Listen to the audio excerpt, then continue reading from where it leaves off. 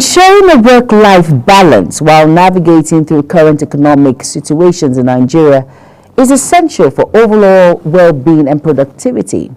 Now, with economic challenges impacting many aspects of life, finding harmony between work, responsibilities, and personal time is crucial. By prioritizing self-care, setting boundaries, and managing time effectively, individuals can maintain that balance that promotes mental health, reduce stress, and enhance productivity. Now, embracing flexibility, delegating tasks when possible, and seeking support from colleagues and family can also contribute to a healthier work-life balance in the midst of economic uncertainties. Now, balancing work demands with personal needs is key, sustaining motivation and resilience during challenging economic times in Nigeria. Hello and welcome to Insight Today. I am Jumai Manson. On the program, I am being joined by Dr. Maksuda Momo. She is a program evaluator with expertise in school improvement. She is the CEO of Makimo Fashions. She mentors the youth on applications of skills for self-reliance. Do not go anywhere. Insight Today continues shortly. Stay tuned.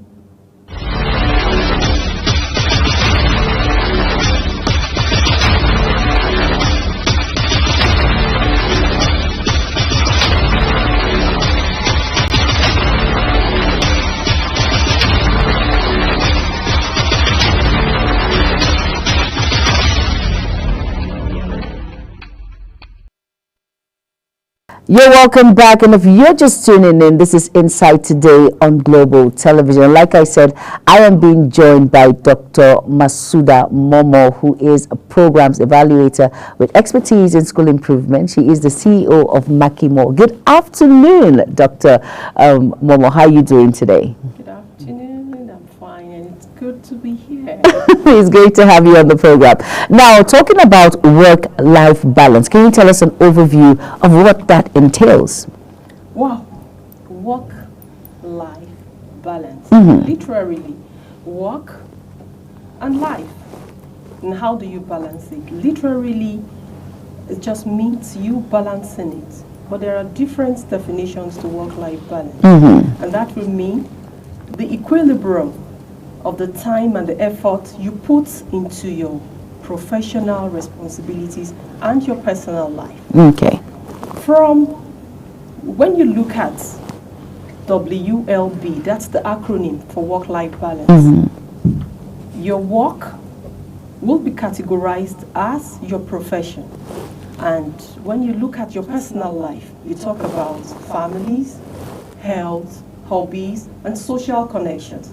So I would like to coin it into two. You have your work, which is your career, and your non-work. So your non-work will be those personal things on which you put. So struggling with what is happening in the country, you need to balance your work and your non-work.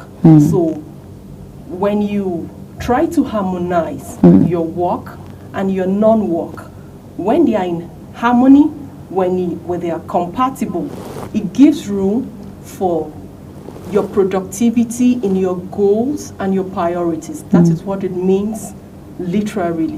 So you need to find a way.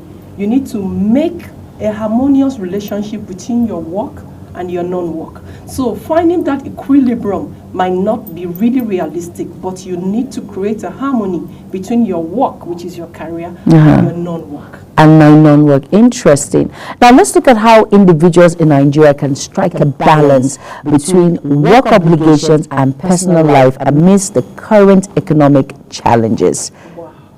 Present economic challenges, especially for the Nigerian worker, transportation is a problem. But you discover that the work has to be done. And for me, I have little tips that I can put out that can help us. The first thing, while you wake up in the morning, you make sure you get enough and adequate sleep. Researchers have suggested that you have a minimum of between 6 to 8 hours of sleep. True. So I recommend that you make sure you have adequate sleep. And when you wake up, you need to identify and find what charges you when you wake up. Is it a 15-minute workout? before you go to work? Is it listening to music, maybe praise songs, worship songs that will put you in the right mood maybe while you're getting the kids ready? And let's not forget, work-life balance will mean different things to different individuals because of the perception. For a stay-at-home mom, she's saddled with the responsibilities of having to clean the house, do some remote work at home, and having to take care of the children, having to pick them. She has to do some school runs. And it's different for a CEO that is over 50, is trying to put into use his work capabilities and his health too. So you can see that the perceptions for different individuals are actually very, very different. So talking about, I wanted to go back to having to set yourself ready to go to work. So when you get to work, 3 components of WLB, that's work-life balance, is very important. Your time management, your emotional support, and your personal fulfillment. So if you're able to get yourself ready in the morning before you get to work, beautiful. And when you get to work, it's very important that you set boundaries and communicate them. What do I mean by setting boundaries? If you're going to be in the office from 9 o'clock to 12 o'clock, communicate to your colleagues and your clients. Let them know that at so time, Mrs. Momo is going to be at work. So when they are bringing the work, they know that at so time, they are expected to bring it. So you don't mix. You don't get worked out. That is what it means. Okay. And one other thing I want to also emphasize is we should enhance flexibility. We should learn to work from home, because considering the way prices are going up, you won't be able to, because the money you're going to be making from your work is what you're going to service your non-work. Very true. When you get paid, you need to take it for leisure. You need to go on vacations. You need to spend things in the house. So when you spend all the money on transportation, then you don't have anything to make yourself happy. And it's a wheel. When you don't get enough money to do all those things, your productivity is reduced. So what does it mean? You need to look for how to get your work flexible, and you need to work from the house. And you should also learn to delegate duties. You identify 1 or 2 people in your office, and you let them learn, teach them on what you expect them to do, so that when you are not around, you have something to do. You can always go back to them and tell them, oh, I'm not going to be around, and I want this done. Another thing I want us to also learn in striking the balance as a Nigerian employee is that we need to know how to communicate to our superiors when the workload is too much. You need to tell them that the work is too much. I would like to take some more time out. Maybe I would love to go for lunch before coming back. But I want to ask, sorry to interject, but in the Nigeria in which we are, let's be realistic. This is what you're being paid for. You cannot determine what work is too much or what work is small. Remember, this is Nigeria. That quote and unquote. Seriously, you want me to walk up to my employer and tell him, sir or ma, the work is too much. But what am I paying you for? No, there are ways in which you say. Okay. You won't just knock your door and tell you to start. You look at when the environment is friendly. Okay. Then you now tell them, maybe when you check when your supervisor or your boss is in a very good mood, then you just chip it in that, sir, don't you think we should take maybe like 10 or 20 minutes out, so that, because considering the workload, so he gets the message. And I'm sure for a lot of for some managers and supervisors, of course, they get the message.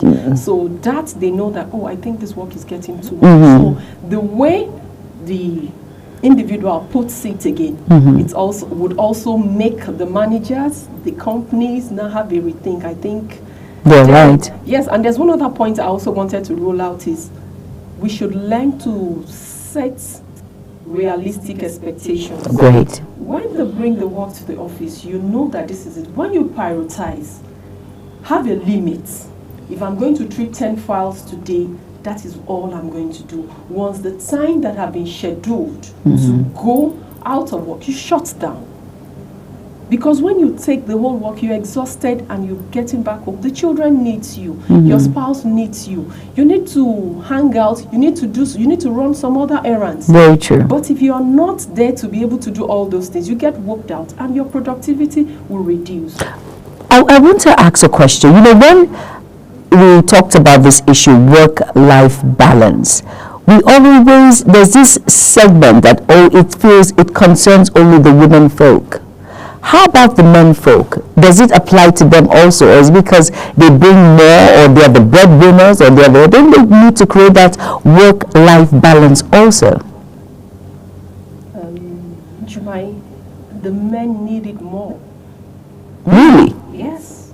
Let me give you an instance. Okay. When a man gets home, he gets pampered by his wife, and he sees his children, and he's able to sleep well. He gets enough sleep, and he wakes up in the morning, his breakfast is ready, the wife is packing it, and he's able to get to work. Tell me how that man will not work well in the office. So we think naturally women can multitask, but for the men, they do more work, so they need to balance it. You don't expect a man that is coming home to meet a nagging wife. So he's more pained. He has a lot of things to, and let's not forget, it is the work that brings the earnings. So he is bringing up more of the bills. So he needs to use that money. He needs to find peace with the non-work. Because by the time he's taking all the children to Chicken Republic, he's spending the money. He should be happy doing it. So that is why the man too needs time to hang out. So he needs it. If not, that work that is giving him that money, he would not be productive there, and it's going to be a problem. So everyone needs that harmony, not the balance, but you need to make sure your work and your non-work, like I've coined it, are in harmony. So you just have to, because for the men, they need it more. For the ladies, especially when it comes, I'm sure when we talk about healthcare, ladies always look for time to go for that self-care. They just need to look for time to go for it. So for the men, it's very, very important. But let us look at the present economic situation in which we find ourselves. We have inflation, we have high cost of electricity tariff, we have unemployment, we have all of these things encompassed. Now, looking at this critically, some people would tell you they do not have enough income for that life after work. It's just work. So how do I create that balance, even when I do not want to go out to spend that money which I am working for and I'm being paid? How do I make that balance? Thank you very much. There's this saying that says that cut your coats To your material. Beautiful. It's not with your size. For me, I would advise that you don't really need, if you don't have the money to go on vacation, you just take maybe you change 1 or 2 lightings in your room, get a very good fragrance, change your bed sheets. If you need to put some wallpapers, change your room. Then all you need to do is that if you make up your mind that you really want to treat yourself within the confines of your house, get a bowl, put water, a pinch of salt, then you dip your legs into it. Really? It's very relaxing. Okay. So I don't really need to go out. All I just need to get, there are lots of beautiful incense out there. You just get one in your room and the whole place is scenting very nice. Then you pick up a book. Or if you have kids around you, you call them, give them essential oils, let them massage your legs, let them play with your hands, and you're also asking them questions. What happened in school today? Tell me a story. What's your best friend? You are also taking good care of yourself because you're in a relaxed mood. You don't really need to, and when you want to go out, tell the children, you can be dressed in your sportswear, then you take a walk around your estates. It's also part of the self-care. And you could also think of a dance competition between you and your children. You put up music and, okay, who's going to dance best? You do it within the confines of your home, and you're happy doing it. That's also another aspect. And another example of self-care. So you don't really, if you can't really go on mini vacations or staycations, you do it at the comfort of your house, with your children, with your spouse. You could just go out and just get ice cream and popcorn, and you get little data, and you watch Netflix, watch Prime Video, and you are relaxed at the comfort of your home. So you don't have to spend so much money in going to Silverbed. No, you can do all that in your house, considering the present economic. Exactly, and well said. We're going to go on a very quick break, and when we come back, we'll continue with the discuss. Remember, it's Inside Today on Global Television. Do not go anywhere. The program continues shortly.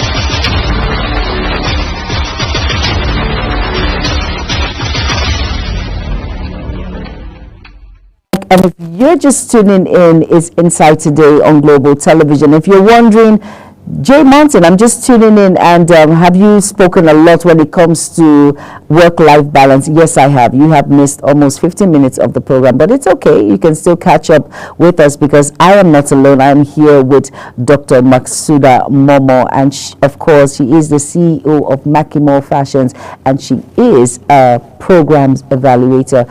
You're welcome to the program again. And now I want to ask these very important questions. I'm sure so many people out there will be wondering, what strategies can Nigerian workers employ to prioritize self-care and well-being while navigating through the economic situation? Thank you very much. For me, I think all companies, all managers, all employers in general should make it a point of duty that people use their annual leave. Make it compulsory, because for me, I feel that the annual leave, the retreats, the public holidays, and your weekends should be for your non-work, like I said. So the first thing that should come to your mind is your self-care. So you know that when is a public holiday tomorrow, self-care comes first. What are you doing? Are you trying to learn a new dish? Are you trying to be with your maybe old school alumni? Are you know what should come first is self-care? Or would you be going to the spa with your spouse? Would you be going to the gym with your kids? So I'm of the opinion that all the holidays we have, even when we go for retreats, we should make sure that we're enjoying ourselves, because we need to be intentional about it. Make sure all the holidays that you have, even when you take time off work, we must make sure that self-care activities, we need to draw these self-care activities. Okay, when I'm going on my annual leave, if I'm not traveling out of the country, I should visit the spa twice. I should fix my face. For the men, I should go to the gym. I should have a nice haircut. I should go dye my hair. Sporty activities. Yes, I should visit. I should go and play football with my son, with families. When there's a tournament in your vicinity, you should take part. But you know what, Dr. Masouda, I want to ask you, there's some people I know that will tell you, I don't need to go for any annual leave. I'm fine. Once I have my casual leave, I'm fine. I don't need to go for any annual leave. I'm good. But I feel, do you think it affects productivity in the workplace and also that work-life balance? A lot of research has been carried out on that aspect, and 60% agree that workers that make the best use of their annual leave, all their leaves, come back feeling more refreshed, with better productivity in their office. 70% of them do better than those that spend long hours at work because they feel that the work cannot be done when they are not around. And it's a wrong mentality. When it is time to go for your leave, be intentional about it. Do all those things that are non-work. you go for leisure, you visit families, you connect socially, and you embrace in any of your hobbies. If it is football, if you enjoy reading, you could just look for a place and enjoy nature and just meditate. Continue to gratify the Almighty. Oh, you mean the Almighty did all of this? You know, it gives you, you're meditating. Self-worth. Yes. So you now discover that with all of these things, it's not possible that you will not have a healthy work-life balance. So you need to be intentional about it. You need to be intentional about it.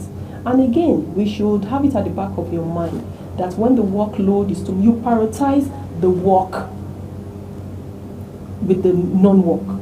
What do I mean? When you want to prioritize your work, if I'm expected to treat 10 files today at office, and I'm supposed to do that in 3 hours, that is what you should do. If any other thing is coming, you shut it down. If you're meant to be with your family, you prioritize being with your family. If you're expected to take your family to go watch cinemas, to the cinema, you prioritize that. If anything is coming, you put your phone on silent so that by the time you are done watching the cinema, when you are back from the cinema, you can now check your phone. Because I'm not of the opinion that you should switch off your phone, especially for persons that are personal assistants to some of their bosses. It's actually not ideal. And let me put it out there that when you skip work, when you skip work, it's not work-life balance. If you know you're not feeling well to go to work, the best thing you need to do, you communicate. You communicate to your boss and you let them know that for so reason I'm not feeling too well, I won't be able to do it. So your boss knows that you're not coming and they delegate the work to someone. But what if I am overwhelmed with work and I decide to skip work to create a work-life balance for myself for that day? Yeah. Does that imply? You should communicate to your boss. You don't just procrastinate or you assume. That's not good. So that's why I said, because your mind is not at rest, you won't be able to pick your calls. Very true. You are scared. But if you had communicated to your supervisor or your boss or your employer, they know you are not coming. And you're also relaxed because you've told the office that you're not coming. You can simply put your phone on silent, pick up a book, you read, and before you know it, you're off. You sleep, and when you wake up, you are more refreshed, and you can read all your messages. So you need to communicate so that you don't have to keep telling one lie to keep another lie. Exactly. It's so tiring to just keep telling lies. I know that some employers would not like you to tell them that you're not feeling too well. I understand. But you see, it's better for you to tell the truth. Yes, if it's not going to work, there's no problem with it. Yes, you have communicated, so they know you're not coming. So in their minds, they'll get someone else to do the work. Exactly. Communicated. But when you don't communicate, that's the problem. Yes, and remember, your files are piling up. And that's the thing, the files are piling up. They will pile up. And procrastination too. Exactly. It's not work-life balance. I won't do it later. The work is just piling up. But let me ask you, Dr. Masuda, does this apply to businessmen and women? Work-life balance. How does it apply to them? Work-life balance. I know you're the CEO of Nakimo, and of course you work in an organization. At the same time, how do you balance that? Okay, let me just quickly give you 1 or 2 tips that I use that works for me. When we are producing, especially when we're in our season, and I see that they're working, they have worked for maybe 3 months. I just tell everybody, once they sign and collect their salary, I tell them nobody should come to work next week. The whole of next week, you should just travel. Okay. So I make it compulsory and I make it intentional that they need to just take time off. Okay. And rest. And I get them paid for that month. So it's not like I put it and say because they were not around for 1 month. No, they get paid. Okay. So I make it intentional. Okay, now quickly now, to someone out there who is struggling with work-life balance, can you just say one thing to the person before we wrap it up? Okay, what I would just advise that person is you pause, you evaluate yourself, and you reappraise yourself. Wow. You pause. You pause. Evaluate. Evaluate. And reappraise yourself. And reappraise yourself. Well said. Thank you so much, Dr. Maxuda Momo. She is the program evaluator with expertise in school improvement. She is the CEO of Makimo Fashions, and she has said it all. It's very important that you pause, you what again? Evaluate, and you reappraise yourself. It's very important that we must create that balance when it has to do with work, and of course ensuring a work-life balance while navigating through current economic situation in Nigeria is vital. And we should understand that it's very important that for our mental health, for overall well-being and productivity. Now, by prioritizing self-care, setting boundaries, and managing time effectively, individuals can maintain a balance that promotes, like I mentioned, mental health, reduce stress, and enhance productivity, embracing flexibility, delegating tasks when possible, and seeking support from colleagues and family also contribute to a healthier work-life balance in the midst of economic uncertainty. Now, balancing work demands with personal needs is key to sustaining motivation and resilience during challenging economic times in Nigeria. Thank you all so much for being a part of the program. Thank you so much, Dr. Maxuda Momo. Thank you so much for being a part of the program. You're welcome. It's nice having you. Let's say that again for someone. You said you pause. Say it again. Evaluate. And you reappraise. And you reappraise. I am Jumai Manson. Thank you all so much for being a part of the program. Have an amazing day ahead.